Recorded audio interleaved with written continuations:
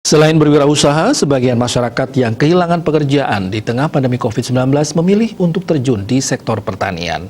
Hal ini memberi pengaruh terhadap meningkatnya produksi produk pertanian dan mengakibatkan penurunan alih fungsi lahan, khususnya di Kota Denpasar.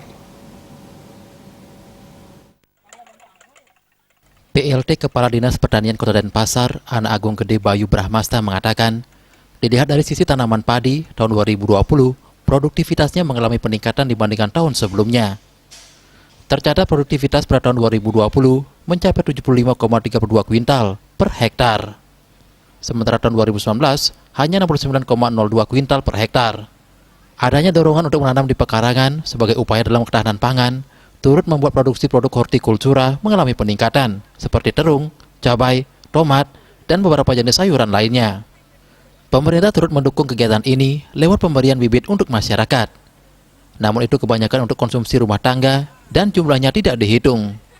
Tidak hanya itu, produksi jenis tanaman lainnya, khususnya hortikultura, oleh petani di Denpasar dikatakannya masih tetap berjalan. Tidak ada kendala di masa pandemi COVID-19.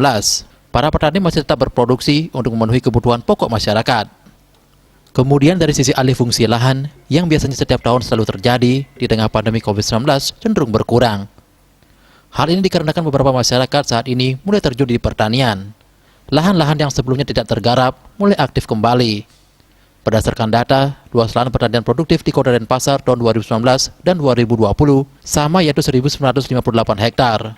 Logikanya seperti itu. Secara tidak langsung, pandemi COVID-19 ini membuat alih fungsi lahan cenderung berkurang karena banyak yang terjun ke pertanian serta perkembangan ekonomi juga belum pulih sepenuhnya. Widya Stuti, Bisnis Bali, melaporkan.